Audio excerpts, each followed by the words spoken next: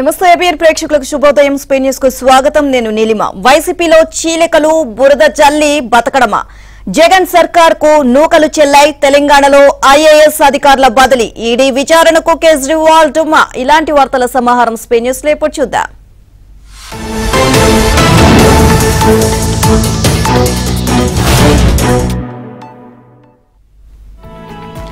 వైసీపీలో చీలికలు మొదలయ్యాయి. పార్టీలో లుకలుకలు బయటపడ్డాయి. అధిష్టానం తీరుపై అలక ఆరంభమైంది. వైసీపీలో టికెట్ల కాక ఇప్పటికీ నెలకొంది.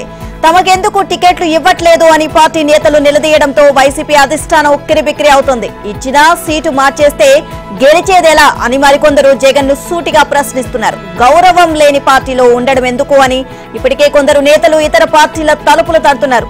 మర్యాద లేని చోట ఉండడం ఎందుకు అని వేరే మార్గాలను మరికొందరు వెతుకుతున్నారు. ప్రత్యామ్నాయం చూసుకుంటే పోలా అని అనేక మంది వైసీపీ నేతల ఆత్మఘోష వినిపిస్తున్నారు. ఇప్పటికే ఆళ్ల రామకృష్ణారెడ్డి షర్మిల వెంటే పయనమవుతున్నారు. తాజాగా విజయవాడ సెంట్రల్ ఎమ్మెల్యే మల్లాది విష్ణు కూడా కాంగ్రెస్ వైపు చూస్తున్నారు. టికెట్లు దక్కని వైసీపీ నేతలు ఇప్పటికే బహిరంగ విమర్శలకు తెరలేపుతున్నారు. ఇప్పటికే Mangalagiri MLA Alla Ramakrishna Reddy, Penamaluru MLA Parthasarathi, Puthalapattu MLA MS Babu Jagan వైఖరిపై బహిరంగంగా విమర్శలు గుప్పించారు. తాజాగా ఈ జాబితాలో హిందూపురం ఎంపీ గోరంట్ల మాధవ్ చేరినట్లు సమాచారం. బళ్ళారి నుంచి దిగుమతి చేసుకున్న జె శాంతను హిందూపురం ఎంపీ అభ్యర్థిగా ప్రకటించడంతో పలువురు నిరసన వ్యక్తం చేశారు. దీనిపై సిట్టింగ్ ఎంపీ గోరంట్ల మాధవ్ తీవ్ర అభ్యంతరం వ్యక్తం చేశారు. సీఎం జగన్ పై టీడీపీ అధినేత చంద్రబాబు కీలక వ్యాఖ్యలు చేశారు. మంచికి చెడుకి తేడా తెలియని వ్యక్తి జగన్ అని ఆయన వ్యాఖ్యానించారు. రాష్ట్రానికి జగన్ అక్కర్లేదని సర్వేలు చెబుతున్నాయని అన్నారు. గాడి తప్పిన రాష్ట్రాన్ని గాడిలో పెట్టాలని టీడీపీ అధినేత చంద్రబాబు అన్నారు. మాజీ MLA Dwarakanathreddy, MLC C Ramachandraiah, మాజీ మంత్రి దాడి వీరభద్రరావుతో పాటు వివిధ జిల్లాలకు చెందిన వైసీపీ నేతలు టీడీపీలో చేరారు. వారిని చంద్రబాబు సాదరంగా పార్టీలోకి ఆహ్వానించారు. 45 ఏళ్లుగా రాజకీయాలు ఉన్న తాను ఇంత దారుణమైన సీఎంను ఏనాడు చూడలేదు అన్నారు. ఈ ప్రభుత్వం 12 లక్షల కోట్ల అప్పులు తీసుకొచ్చిన అభివృద్ధి పనులు చేపట్టలేకపోయింది అన్నారు. వైసీపీ పాలనలో రాష్ట్రాన్ని అప్పులమయం చేశారు అని చంద్రబాబు ధ్వజమెత్తారు. పాఠశాలల భవనాలకు రంగులు వేయడమే అభివృద్ధి కాదు అన్నారు. అందులో చదువుకున్న విద్యార్థులకు మంచి ఉద్యోగాలు వస్తే అదే నిజమైన విద్యాభివృద్ధి అని చంద్రబాబు పేర్కొన్నారు. టీడీపీ హయాంలో 100 సంక్షేమ కార్యక్రమాలను అమలు చేశామని అన్నారు. ఎమ్మెల్యేలను బదిలీ చేయడం తన జీవితంలో ఎప్పుడూ చూడలేదు అన్నారు. జగన్ తీరును, వైసీపీ నాయకుల వ్యవహారాన్ని ప్రజలే అసహ్యించుకుంటున్నారు అని చంద్రబాబు చెప్పారు. ఏప్రిల్ తర్వాత టీడీపీ ప్రభుత్వం వస్తుందని ధీమా వ్యక్తం చేస్తున్నారు. విజయనగరంలో నారా భువనేశ్వరి పర్యటించారు. టీడీపీ కార్యకర్త కోరాడ అప్పారావు కుటుంబాన్ని ఆమె పరామర్శించారు. చంద్రబాబు అరెస్టును తట్టుకోలేక అప్పారావు గుండెపోటుతో గత ఏడాది సెప్టెంబర్ 10న మృతి చెందారు. దీంతో ఆ కుటుంబంలో విషాద ఛాయలు అలుముకున్నాయి. బాధిత కుటుంబాన్ని నారా భువనేశ్వరి ఓదార్చారు. అప్పారావు భార్య పద్మావతి, కుమారుడు జయంత్ సాయితో మాట్లాడి వారి సమస్యలను అడిగి తెలుసుకున్నారు. బాధిత కుటుంబానికి 3 లక్షల చెక్కును అందించి అభయమిచ్చారు. టీడీపీ ఎల్లవేళలా అండగా ఉంటుంది అని భువనేశ్వరి భరోసా కల్పించారు. తర్వాత రామభద్రాపురం, తెర్లం మండలంలో పర్యటించారు. రామభద్రాపురంలో ఆమెకు మాజీ మంత్రి సుజయ్ కృష్ణ రంగారావు, ఇన్ఛార్జ్ బేబీ నాయన, పార్టీ శ్రేణులు ఘన స్వాగతం పలికాయి. తెర్లం మండలంలోని పెరుమాలి, మోదుగ వలస గ్రామాల్లో బాధిత కుటుంబాలను కలిసి భువనేశ్వరి ధైర్యం చెప్పారు. ఆయా కుటుంబాలకు 3 లక్షల చొప్పున ఆర్థిక సాయాన్ని అందించారు. తర్వాత రాజాంలోని జిఎంఆర్ గెస్ట్ హౌస్ లో బస చేశారు. వాళ్ళ నారా భువనేశ్వరి శ్రీకాకుళం జిల్లా ఎచ్చెర్ల, ఆముదాల వలస నియోజకవర్గాల్లో పర్యటిస్తారు. జి సిగడాం మండలం దవలపేటలో బాధిత కుటుంబాన్ని పరామర్శిస్తారు. అనంతరం పాలకొండ నియోజకవర్గంలో పర్యటిస్తారు. బూర్జ మండలంలో మరో కుటుంబాన్ని భువనేశ్వరి ఓదారుస్తారు. సీఎం జగన్ పై చంద్రబాబు ఆగ్రహం వ్యక్తం చేశారు. నీ ఇంట్లో నీవే చిచ్చు పెట్టుకుని మాపై పడడమేంటి అని జగన్ ను ఆయన ప్రశ్నించారు. కుటుంబాల్లో చిచ్చు పెడతారు అంటూ సీఎం జగన్ చేసిన వ్యాఖ్యలపై చంద్రబాబు స్పందించారు. జగనన్న వదిలేన బాణాన్ని అని రాష్ట్రమంతటా తిరిగిన షర్మిల ఇప్పుడు రివర్స్ లో తిరుగుతోంది అని వ్యాఖ్యానించారు. తల్లి చెల్లి వ్యవహారాన్ని ఆయన సరిగా చూసుకోలేకపోతే మాకేంటి సంబంధము అని చంద్రబాబు ప్రశ్నించారు. ఏదో రకంగా ఇతరులపై బురద చల్లి బతకడము ఓ రాజకీయమా అని చంద్రబాబు నిలదీస్తున్నారు. పింఛన్ల పెంపు అంటూ ప్రభుత్వ కార్యక్రమం పెట్టి రాజకీయ పార్టీలను విమర్శిస్తాడా అని జగన్ పై ఆయన మండిపడ్డారు. వైఎస్ షర్మిల భర్తతో అనిల్ తో కలిసి ఢిల్లీ వెళ్లారు. నేడు ఆమె కాంగ్రెస్ లో చేరనున్నారు. కాంగ్రెస్ లో చేరుతున్న షర్మిలకు ఆంధ్ర పీసీసీ పగ్గాలు అప్పగించే అవకాశం ఉంది. ఇటీవల ఢిల్లీలో రాష్ట్ర నేతలతో జరిగిన సమావేశంలో ఆయన ఖర్గే ప్రత్యేకంగా షర్మిల ప్రస్తావన తీసుకొచ్చారు. రాష్ట్రానికి చెందిన 2 మాజీ ఎంపీలు తప్ప ఆమె రాకను అందరూ స్వాగతించారు. పీసీసీ అధ్యక్షుడు గిడుగు రుద్రరాజు తన అభిప్రాయాన్ని వెల్లడిస్తుండగా రాహుల్ జోక్యం చేసుకున్నారు. రాష్ట్ర కాంగ్రెస్ లో షర్మిలకు ప్రాధాన్యం ఉంటుందని రాహుల్ స్పష్టం చేశారు. మళ్లీ తాను వైసీపీలోకి వెళ్లే ప్రసక్తే లేదు అని మంగళగిరి ఎమ్మెల్యే ఆళ్ల రామకృష్ణారెడ్డి స్పష్టం చేశారు. షర్మిలతో పాటు కాంగ్రెస్ లో చేరుతాను అని ఆయన ప్రకటించారు. ఒకప్పుడు తామంతా కాంగ్రెస్ నుంచే వచ్చాము అన్నారు. ఇప్పుడు మళ్లీ అదే పార్టీలో చేరుతామని అన్నారు. షర్మిల కాంగ్రెస్ లో చేరుతున్న నేపథ్యంలో తాను కూడా త్వరలోనే చేరుతాను అని ప్రకటించారు. ఏపీ నుంచి చేరబోయే మొదటి ఎమ్మెల్యేను తానే అని అన్నారు. సార్వత్రిక ఎన్నికల్లో పోటీ చేయాలా వద్దా అనేది అధిష్టానం నిర్ణయిస్తుంది అని అన్నారు. రాజధాని అమరావతిలో బలవంతపు భూసేకరణను మాత్రమే వ్యతిరేకించాను అని చెప్పుకొచ్చారు. సీఎం వైఎస్ జగన్ ఇంటికి వైఎస్ఆర్టీపీ అధినేత్రి షర్మిల వెళ్లారు. భర్త అనిల్, కుమారుడు రాజారెడ్డి కుటుంబ సభ్యులతో కలిసి కడప నుంచి ప్రత్యేక విమానంలో గన్నవరం ఆమె చేరుకున్నారు. అక్కడి నుంచి తాడేపల్లిలోని సీఎం నివాసానికి వెళ్లారు. కుమారుడు రాజారెడ్డి వివాహ ఆహ్వాన పత్రికను సోదరుడు జగన్ కు అందజేశారు. షర్మిల వెంట మంగళగిరి ఎమ్మెల్యే ఆళ్ల రామకృష్ణారెడ్డి కూడా వచ్చారు. సీఎం నివాసం వైపు వెళ్లకుండా ఆర్కే వాహనాన్ని పోలీసులు అడ్డుకున్నారు. తర్వాత ఆదేశాలు రావడంతో సీఎం నివాసంలోకి ఆర్కేను పంపించారు. గన్నవరం నుంచి వస్తుండగా తన వాహనం ట్రాఫిక్ లో చిక్కుకోవడంతో షర్మిల వెంట రాలేకపోయాను అని అన్నారు. షర్మిల ఇవాళ కాంగ్రెస్ లో చేరతారని ఆర్కే చెప్పారు. ఆమె ఢిల్లీ నుంచి వచ్చాక తాను కూడా కాంగ్రెస్ లో చేరతారని అన్నారు.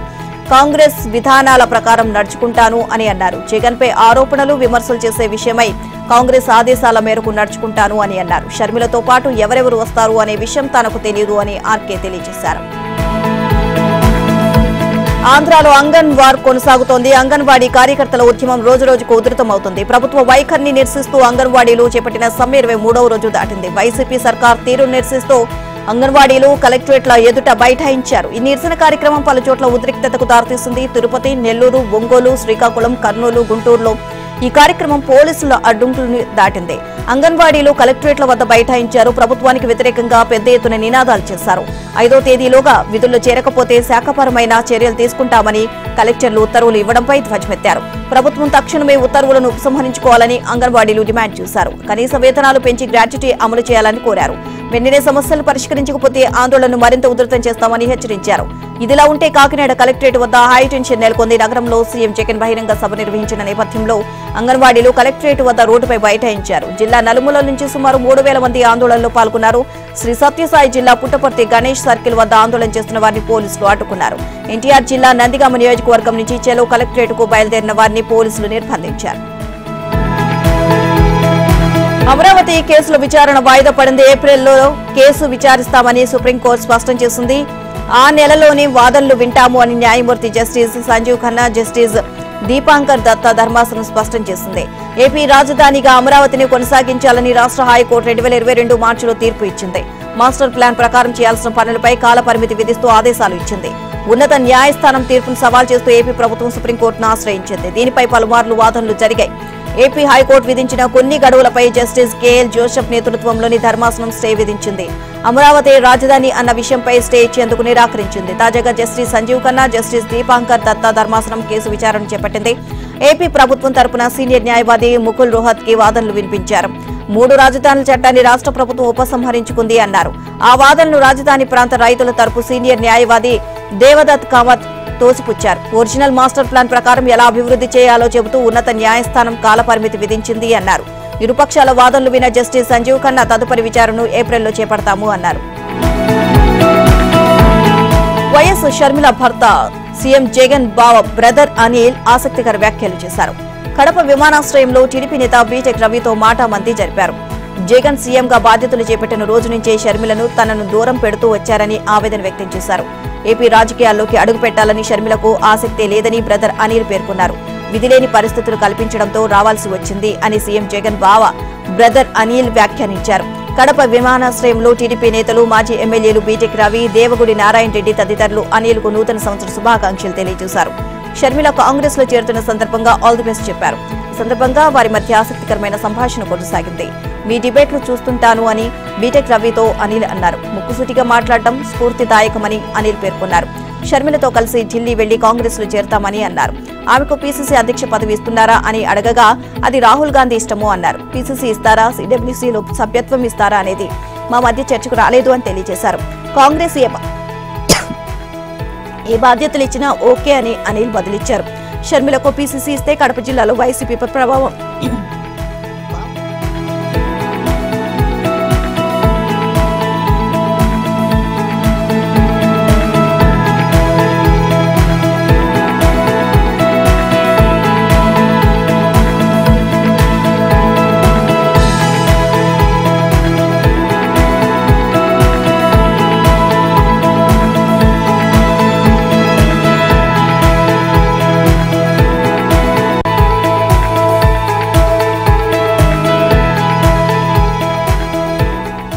ఖరీఫ్ నుంచి పంటల బీమా అమలు చేయాలని తెలంగాణ సర్కార్ భావిస్తుంది. వివిధ కారణాలతో పంటలు నష్టపోతే రైతులకు తక్షణం నష్టపరిహారం అందించాలని యోచిస్తోంది. అందుకోసం పటిష్టమైన పంటల బీమా పథకం తీసుకురావాలని నిర్ణయించింది. ప్రకృతి వైపరీత్యాల సమయంలో రైతులకు ఇన్పుట్ సబ్సిడీ అందేలా చర్యలు తీసుకుంటామని అసెంబ్లీ ఎన్నికలకు ముందు తెలంగాణ కాంగ్రెస్ కమిటీ ప్రకటించింది. అభయహస్తం మేనిఫెస్టోలో పంటల బీమా హామీని చేర్పించింది. పంటల బీమా హామీని నెరవేర్చేందుకు కాంగ్రెస్ ప్రభుత్వం సిద్దమవుతోంది. 5 ఏళ్లుగా రాష్ట్రంలో అటకెక్కిన పంటల బీమా పథకాన్ని జూన్ నుంచి అమల్లోకి తెచ్చేందుకు కసరత్తు చేస్తోంది. దేశంలో పంటల బీమా పథకం అమలు చేయని ఏకైక రాష్ట్రంగా తెలంగాణ గుర్తింపు పొందింది. మిగతా రాష్ట్రాల్లో కేంద్ర ప్రభుత్వ ఫసల్ బీమా యోజన పథకమే లేదా రాష్ట్ర ప్రభుత్వ సొంత పంటల బీమా పథకము మొదలవుతోంది. ప్రధానమంత్రి మోదీ సొంత రాష్ట్రమైన గుజరాత్ లో ముఖ్యమంత్రి కిసాన్ సహాయ్ యోజనను అమలు చేస్తున్నారు. జార్ఖండ్ ప్రభుత్వం జార్ఖండ్ రాజ్య ఫసల్ రాహత్ యోజనను అమలు చేస్తోంది. తెలంగాణ రాష్ట్రంలో అటు కేంద్రానిది కానీ ఇటు రాష్ట్ర ప్రభుత్వానిది కానీ ఇన్సూరెన్స్ పథకం ఏదీ అమల్లో లేదు. 5 ఎకరాల వరకు ఉన్న రైతులకు ఉచిత ప్రీమియం వసతి కల్పించాలి అనే డిమాండ్ తెలంగాణలో నెలకొంది. సీఎం జగన్ పై బీజేపీ రాష్ట్ర అధ్యక్షురాలు దగ్గుపాటి పురంధేశ్వరి విమర్శలు గుప్పించారు. జగన్ సర్కారుకు నూకలు చెల్లాయి అన్నారు. రాష్ట్రంలోని అన్ని వర్గాలను వైసీపీ ప్రభుత్వం మోసం చేసింది అని ధ్వజమెత్తారు. నా ఎస్సీలు, నా ఎస్టీలు, నా బీసీలు అంటూ ఆయా వర్గాల సంక్షేమ పథకాలకు కోత పెట్టిన ఘనత సీఎం జగన్ కి దక్కింది అన్నారు. బీజేపీ రాష్ట్ర కార్యవర్గ సమావేశంలో ఆమె మాట్లాడారు. వైసీపీ పాలనలో రాష్ట్రం అన్ని విధాలా నాశనమైంది అన్నారు. 12 లక్షల కోట్ల అప్పుల ఊబిలో కూరుకుపోయింది అని ఆవేదన చెందారు. రాష్ట్రంలో రైతుల కన్నీటికి ప్రభుత్వమే కారణమని అన్నారు. ధాన్యానికి సంచులు ఇవ్వకపోవడం అన్యాయమని అన్నారు. కాల్వల్లో పూడిక తీయకపోతే పంట పొలాలకు సాగునీరు అందేదెలా అని పురంధేశ్వరి ప్రశ్నించారు. పంట బీమా ప్రీమియం కూడా చెల్లించకపోతే ఎలా అని ఆమె ప్రశ్నించారు. కేంద్రం ఇస్తున్న 6,000 తమ వాటాగా జగన్ చెప్పడం విడ్డూరంగా ఉంది అన్నారు. రైతులను జగన్ మోసం చేస్తున్నారు అని పురంధేశ్వరి మండిపడ్డారు. సీఎం రేవంత్ రెడ్డితో తెలంగాణ అయ్యప్ప ఐక్య వేదిక జేఏసీ భేటీ అయింది. కేరళ ప్రభుత్వం ట్రావెన్కోర్ దేవస్థానం తీరుపై తెలంగాణ అయ్యప్ప ఐక్య వేదిక జేఏసీ తీవ్ర ఆగ్రహాన్ని వ్యక్తం చేసింది. తెలుగు రాష్ట్రాల నుంచి లక్షలాదిగా స్వాములు శబరిమలై వెళ్తుంటూ వారిని తెలియజేసింది. ఈ ఏడాది స్వాముల ఇబ్బందులను కేరళ ప్రభుత్వం ఏమాత్రం పట్టించుకోలేదు అని జేఏసీ ప్రతినిధి బాలకృష్ణ విమర్శించారు. కేరళలో తెలుగు స్వాములు ఎదుర్కొంటున్న సమస్యలను సీఎం రేవంత్ రెడ్డికి వివరించారు. అయ్యప్ప స్వాముల సమస్యలను వెంటనే పరిష్కరించాలని సీఎం రేవంత్ ను కోరారు. దీనిపై వెంటనే నివేదిక తెప్పించాలని చీఫ్ సెక్రటరీని సీఎం రేవంత్ రెడ్డి. తెలంగాణలో భారీగా ఐఏఎస్ అధికారులు బదిలీ అయ్యారు. ఒకేసారి 26 మంది ఐఏఎస్లు బదిలీ అయ్యారు. దీనిపై రాష్ట్ర ప్రభుత్వ ప్రధాన కార్యదర్శి శాంతకుమారి ఉత్తర్వులు జారీ చేశారు. నీటిపారుదల శాఖ కార్యదర్శిగా రాహుల్ బొజ్జా, ఫైనాన్స్ కమిషన్ సభ్య కార్యదర్శిగా స్మితా సబర్వాల్ నియమితులయ్యారు. పురావస్తు శాఖ డైరెక్టర్ గా భారతి హోల్కేరి, గనుల శాఖ ముఖ్య కార్యదర్శిగా మహేష్ దత్ ఏకా ఎంపికయ్యారు. ప్రణాళిక శాఖ ముఖ్య కార్యదర్శిగా అహ్మద్ నజీద్, బీసీ సంక్షేమ శాఖ ప్రధాన కార్యదర్శిగా బుర్రా వెంకటేశం నియమితులయ్యారు. జీఏడీ కార్యదర్శిగా ఎం రఘునందన్ రావు, పంచాయతీ రాజ్ ఆర్డీ కార్యదర్శిగా సందీప్ సుల్తానియా నియమితులయ్యారు. ఆయుష్ డైరెక్టర్ గా ఎం ప్రశాంతి, ఫైనాన్స్ ప్లానింగ్ ప్రత్యేక కార్యదర్శిగా కృష్ణ భాస్కర్ విచ్చేశారు. రంగారెడ్డి కలెక్టర్ గా కె శాంక్, నల్గొండ కలెక్టర్ గా హరిచంద్ర బదిలీపై వచ్చారు. జోగులాంబ గద్వాల కలెక్టర్ గా బిఎం సంతోష్, మహబూబాబాద్ కలెక్టర్ గా ఐద్వత్ కుమార్ సింగ్ వచ్చారు. సంగారెడ్డి జిల్లా కలెక్టర్ గా వల్లూరు క్రాంతి, పాడి పరిశ్రమ అభివృద్ధి సమైక్య డైరెక్టర్ గా చిట్టెం లక్ష్మి బదిలీపై వచ్చారు. కార్మిక శాఖ కార్యదర్శిగా కృష్ణ ఆదిత్య, పీసీపీ సభ్య కార్యదర్శిగా బుద్ధప్రకాష్ నియమితులయ్యారు. మైనార్టీ గురుకులాల సొసైటీ కార్యదర్శిగా ఏఎం ఖానం, టీఎస్ఎంఎస్ఐడిసి ఎండీగా ఆర్వి కర్ణన్, సిఎంఓ జాయింట్ సెక్రటరీగా సంగీత సత్యనారాయణ బదిలీపై వచ్చారు. ఆర్టీసీ అధికారులకు డిప్యూటీ సీఎం విక్రమార్క దిశానిర్దేశం చేశారు. ఆర్టీసీ ప్రయాణికులపై రవాణా ఛార్జీల భారం మోపకుండా చూడాలి అన్నారు. ఆర్టీసీ ఆర్థిక పరిపుష్టికి ప్రత్యామ్నాయ మార్గాలపై దృష్టి సారించాలి అని భట్టి సూచించారు. సచివాలయంలో టీఎస్ఆర్టీసీపై రవాణా శాఖ మంత్రి పొన్నం ప్రభాకర్ తో కలిసి భట్టి సమీక్ష జరిపారు. మహాలక్ష్మి పథకం అమలు తీరు, ప్రభుత్వ ఆర్థిక సాయం తదితర అంశాలను పవర్ పాయింట్ ప్రెజెంటేషన్ ద్వారా ఆర్టీసీ అధికారులు వివరించారు. మహాలక్ష్మి స్కీమ్ కింద ఇప్పటి వరకు 6.50 కోట్ల మంది మహిళలు ప్రయాణాలు సాగించినట్లు వివరించారు. ఈ స్కీమ్ ను ప్రశాంతంగా అమలయ్యేలా చర్యలు తీసుకోవాలని పట్టి విక్రమార్క సూచించారు. ఆర్టీసీ సిబ్బందికి రావాల్సిన బకాయిలు, సంస్థ అప్పులు, పీఎఫ్, సిసిఎస్, ఇతర సెటిల్మెంట్లకు సంబంధించిన నిధులపై సమీక్షించారు. మహాలక్ష్మి పథకం కింద ప్రతిరోజు సగటున 27 లక్షల మంది మహిళలు ప్రయాణిస్తున్నారు అని మంత్రులకు ఆర్టీసీ అధికారులు వివరించారు. దాదాపు 10 కోట్ల విలువైన జీరో టికెట్లను జారీ చేస్తున్నాము అని ఆర్టీసీ ఉన్నతాధికారులు వివరించారు. ఆర్టీసీని కాపాడుకోవాల్సిన బాధ్యత ప్రభుత్వం తీసుకుంటుందని రవాణా శాఖ మంత్రి పొన్నం ప్రభాకర్ తెలియజేశారు. టికెట్ ఆదాయంపైనే కాకుండా లాజిస్టిక్స్, కమర్షియల్ తదితర మార్గాల్లోనూ ఆదాయంపై సంస్థ దృష్టి పెట్టింది అని మంత్రి పొన్నం ప్రభాకర్ వివరించారు. ఏపీలో వైసీపీకి భారీ ఎదురుదెబ్బ తగిలింది. వివిధ నియోజకవర్గాల వైసీపీ ముఖ్య నేతలు, కార్యకర్తలు చంద్రబాబు సమక్షంలో టీడీపీ గూటికి చేరారు. లక్కిరెడ్డిపల్లె మాజీ ఎమ్మెల్యే గడికోట ద్వారకానాథ్ రెడ్డి టీడీపీలో చేరారు. ఆయన భావ, రాజ్యసభ సభ్యుడు విజయసాయిరెడ్డి, సునందరెడ్డి దంపతులు మినహా ఇతర కుటుంబ సభ్యులంతా చంద్రబాబు సమక్షంలో టీడీపీలో చేరారు. వారికి చంద్రబాబు పార్టీ కండువా కప్పి పార్టీలోకి ఆహ్వానించారు. ద్వారకానాథ్ రెడ్డి మేనకోడలు అలేఖ్యారెడ్డి దివంగత సినీ నటుడు నందమూరి తారకరత్న సతీమణి 1994లో టీడీపీ నుంచి ద్వారకానాథ్ రెడ్డి ఎమ్మెల్యేగా గెలిచారు. వైసీపీ ఎమ్మెల్సీ సి రామచంద్రయ్య, దాడి వీరభద్రరావు, ఆయన కుమారులు కలిసి టీడీపీ కండువా కప్పుకున్నారు. కీలక నేతలంతా పార్టీలో చేరడంతో తెలుగుదేశం శ్రేణులో కొత్త ఉత్తేజం నెలకొంది. ఢిల్లీ సీఎం కేజ్రీవాల్ మరోసారి ఈడీ విచారణకు డుమ్మా కొట్టారు. ఢిల్లీ మద్యం పాలసీ అక్రమాల కేసులో కేజ్రీవాల్ ఆరోపణలు ఎదుర్కొన్నారు. ఇప్పటికే ఆమ్ ఆద్మీ పార్టీకి చెందిన మాజీ deputy CM Manish Sisodia, MP Sanjay Singh తో సహా పలువురిని ఈడీ అధికారులు అరెస్ట్ చేశారు. తాజాగా తాను విచారణకు హాజరు కావడం లేదు అంటూ కేజ్రీవాల్ ఈడీ అధికారులకు లేఖ రాశారు. ఈడీ దర్యాప్తునకు సహకరించేందుకు సిద్ధంగా ఉన్నాం, కానీ ఈడీ నోటీసు చట్టవిరుద్ధమని ఆప్ నేతలు అంటున్నారు. ఎన్నికల ప్రచారం చేయకుండా కేజ్రీవాల్ ను ఆపాలని చూస్తున్నారు అని ఆప్ నేతలు ఆరోపిస్తున్నారు. ఢిల్లీ లిక్కర్ కేసులో విచారణకు రావాలని ఈడీ గతంలో కేజ్రీవాల్ కు 2 సార్లు నోటీసులు ఇచ్చింది. కానీ 2 సార్లు కూడా కేజ్రీవాల్ విచారణకు హాజరు కాలేదు. కేజ్రీవాల్ కు ఈడీ మరోసారి నోటీసులు జారీ చేసింది. తాను విచారణకు హాజరు కాలేను అంటూ ఈడీకి కేజ్రీవాల్ లేఖ రాశారు. వ్యూహం సినిమాపై తెలంగాణ హైకోర్టులో విచారణ జరిగింది. నిర్మాత దాసరి కిరణ్ కుమార్ దాఖలు చేసిన పిటిషన్ను కోర్టు విచారించింది. సినిమా విడుదలపై సింగిల్ బెంచ్ ఇచ్చిన తీర్పును సవాల్ చేస్తూ నిర్మాత పిటిషన్ దాఖలు చేశారు. దీనిపై ఉన్నత న్యాయస్థానం విచారణ చేపట్టింది. సినిమా విడుదల కాకపోవడంతో కోట్లలో నష్టం వచ్చింది అని నిర్మాత తరపున న్యాయవాది వివరించారు. విచారణను సింగిల్ బెంచ్ ఈ నెల 11కు వాయిదా వేసింది అని తెలియజేశారు. దీనికి స్పందించిన హైకోర్టు సింగిల్ బెంచ్లోనే తేల్చుకోవాలి అని పిటిషనర్కు స్పష్టం చేసింది. ఎమ్మెల్యే ఆళ్ల రామకృష్ణారెడ్డి కీలక వ్యాఖ్యలు చేశారు. కాంగ్రెస్ లో చేరిన తర్వాత వైసీపీ ప్రభుత్వం అవలంబించే ప్రజా వ్యతిరేక నిర్ణయాలపై పోరాటం చేస్తాము అన్నారు. మంగళగిరిలో ఆయన అనుచరులతో భేటీ అయ్యారు. అమరావతికి వ్యతిరేకంగా న్యాయస్థానాల్లో ఎప్పుడు కేసులు వేయలేదు అన్నారు. రాజధాని విషయంలో తన నిర్ణయాన్ని కాంగ్రెస్ లో చేరిన వెంటనే అందరికీ చెబుతాను అని తెలియజేశారు. వైఎస్ షర్మిల కాంగ్రెస్ లో చేరిన వెంటనే తాను కూడా ఆ పార్టీ తీర్థం పుచ్చుకుంటాను అని చెప్పారు. ఆర్కే ఇటీవల ఎమ్మెల్యే పదవికి, వైసీపీకి సభ్యత్వానికి రాజీనామా చేశారు. ఎన్టీఆర్ జిల్లా తిరువూరులో తీవ్ర ఉద్రిక్తత నెలకొంది. టీడీపీ కార్యాలయంలో ఎంపీ కేశినేని అనుచరులకు, టీడీపీ నేత చిన్ని అనుచరులకు మధ్య వివాదం నెలకొంది. పార్టీ కార్యాలయంలో ఎంపీ నాని ఫోటో కంటే ఆయన తమ్ముడు చిన్ని ఫోటో పెద్దది పెట్టారని, కానీ నాని అనుచరులు ఆగ్రహాన్ని వ్యక్తం చేశారు. చివరికి ఫోటోలను చింపివేశారు. చిన్ని గో బ్యాక్ అంటూ నినాదాలు చేశారు. కార్యాలయంలో కుర్చీలను విసిరేశారు. ఇరు వర్గాల దాడితో అక్కడే ఉన్న ఎస్ఐ గాయపడ్డారు. వరంగల్లో బీఆర్ఎస్ కు బిగ్ షాక్ తగిలి గ్రేటర్ వరంగల్ మున్సిపల్ కార్పొరేషన్ కు చెందిన కార్పొరేటర్లు కాంగ్రెస్ లో చేరారు. ఇప్పటికే సగానికి పైగా కార్పొరేటర్లు కాంగ్రెస్ పార్టీలో చేరారు. మిగిలిన వారు కూడా త్వరలో కాంగ్రెస్ లో చేరతారు. వరంగల్ కార్పొరేషన్ తో పాటు పలు మున్సిపాలిటీలోనూ కౌన్సిలర్లు కాంగ్రెస్ తీర్థం పుచ్చుకోనున్నారు. బీఆర్ఎస్ కు కంచుకోటగా ఉన్న వరంగల్లో ఇప్పుడు బీటలు వారుతున్నాయి. ఒక్కొక్కరు బీఆర్ఎస్ ను వీడుతున్నారు. పలువురు కార్పొరేటర్లు సీఎం రేవంత్ రెడ్డి సమక్షంలో కాంగ్రెస్ తీర్థం పుచ్చుకున్నారు. మరికొందరు కార్పొరేటర్లు అదే దారిలో ఉన్నట్లు తెలుస్తోంది. దీంతో బీఆర్ఎస్ పార్టీకి వరంగల్లో బిగ్ షాక్ తగిలినట్లయింది. గ్రేటర్ వరంగల్లో 66 మంది కార్పొరేటర్లు ఉన్నారు. గత ఎన్నికల్లో బీఆర్ఎస్ 53, బీజేపీ 9, కాంగ్రెస్ 4 స్థానాల్లో విజయం సాధించింది. దీంతో మేయర్, డిప్యూటీ మేయర్ కూడా బీఆర్ఎస్ పార్టీని కైవసం చేసుకుంది. 2 సంవత్సరాలు 7 నెలలుగా కార్పొరేషన్లో బీఆర్ఎస్ పాలనే కొనసాగుతోంది. మేయర్ గా గుండు సుధారాణి ప్రాతినిధ్యం వహిస్తున్నారు. అయితే అసెంబ్లీ ఎన్నికలు జరగగా వరంగల్లో రాజకీయ సమీకరణాలు మారుతున్నాయి. వచ్చే పార్లమెంట్ ఎన్నికల్లో అత్యుత్తమ ఫలితాలు సాధిస్తామని బీఆర్ఎస్ వర్కింగ్ ప్రెసిడెంట్ కేటీఆర్ ధీమా వ్యక్తం చేశారు. తెలంగాణ గళం పార్లమెంట్లో వినపడాలి అంటే బీఆర్ఎస్ గెలవాలి అన్నారు. అసెంబ్లీ ఎన్నికల్లో బీఆర్ఎస్ పై జరిగిన దుష్ప్రచారాన్ని సమర్థంగా ఎదుర్కోలేకపోయాము అన్నారు.